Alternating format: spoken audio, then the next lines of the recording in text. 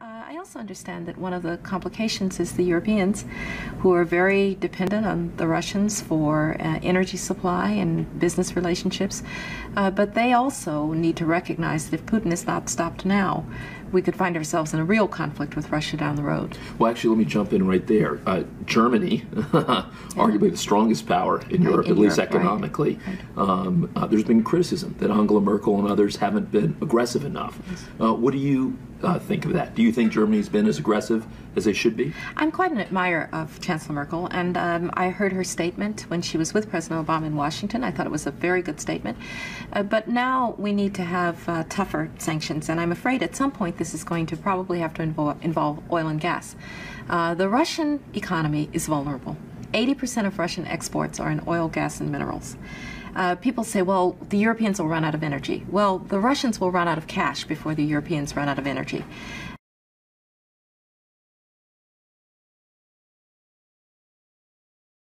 And I understand that it's uncomfortable to have an effect on business ties in this way, but this is one of the few instruments that we have. Over the long run, you simply want to change the structure of energy dependence. You want to depend more on the North American energy platform.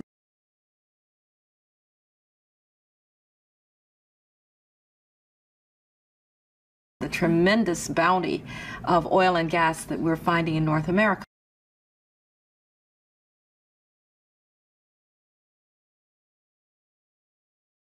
You want to have pipelines that don't go through Ukraine and Russia. For years, we've tried to get the Europeans to be interested in different pipeline routes. It's time to do that. And so some of this is simply acting, and acting as quickly as possible.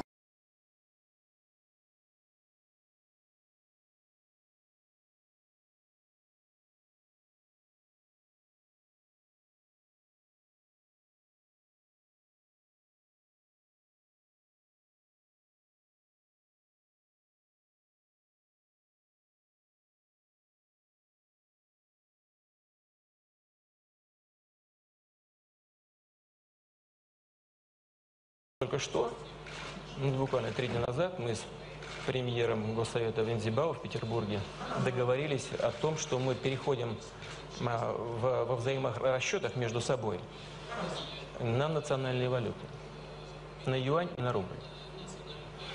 До сих пор, по соглашению, я не помню какого года, по-моему, 1995 или 1996, все расчеты между Китаем и Россией производились исключительно в долларах. Ну, почти, на 100%. Сейчас мы договорились, переходим на расчеты в юанях и рублях. Это наша реакция на сбои в мировой финансовой системе. Мы хотим себя оградить от этих колебаний и...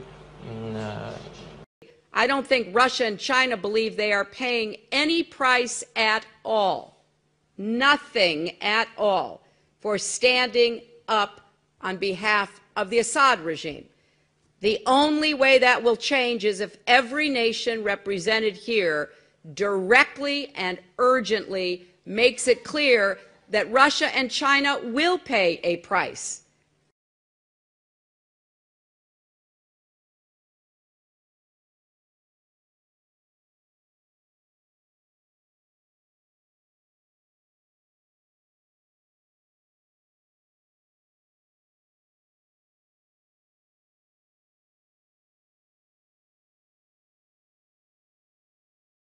Das Argument der NATO ist, für den Raketenschild, er richtet sich nicht gegen Sie, sondern er richtet sich gegen den Iran.